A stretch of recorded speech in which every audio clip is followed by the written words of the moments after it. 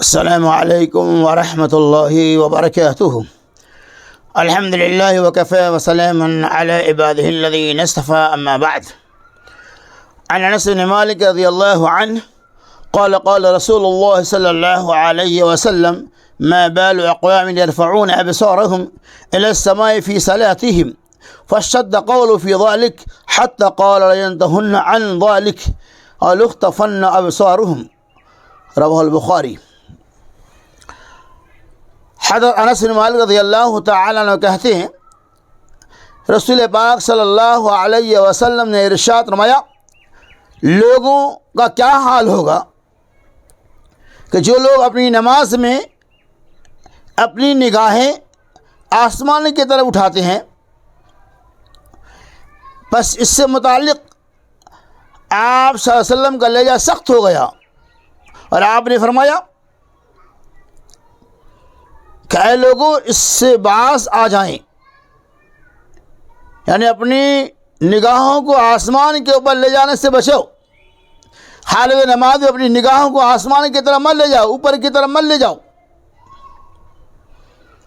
ورنہ ان کی نگاہیں اچک لی جائیں گی۔ اس حدیث پاک پہ غور کیجئے تو یہ بات آدھا من الشمس ہو جاتی ہے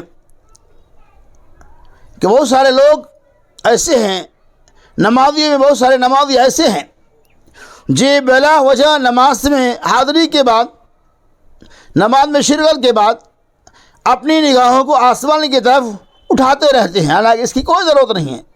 نبی صلی اللہ علیہ وسلم نے اس عمل سے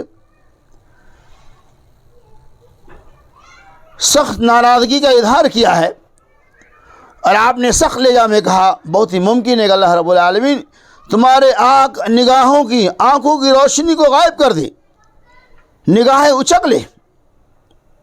اس سے نقصانات کیا ہے کہ آپ نماز میں ہوتے ہیں، آسمان کے نگاہیں اٹھائیں گے تو خشوع کے یہ منافی ہے۔ حالت نماز کے اندر جو چاشنی اور جو مٹھاس ملنی چاہیے، اس سے آپ محروم ہو جائیں گے۔ دوسری روایت آتی ہے، اللہ کے رسول صلی اللہ علیہ وسلم نے ارشاد فرمایا، نماز میں ادھر ادھر دیکھنے سے بچو، اس لیے کہ نماز میں ادھر ادھر دیکھنا یہ بربادی ہے، یہ نماز کے لیے ضیاع ہے۔ اگر دیکھنا ضروری ہو تو نفل نماز میں دیکھا جا سکتا ہے، فرض میں نہیں۔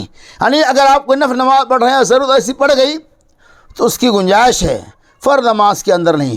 لہذا اس حدیث پاک کے اندر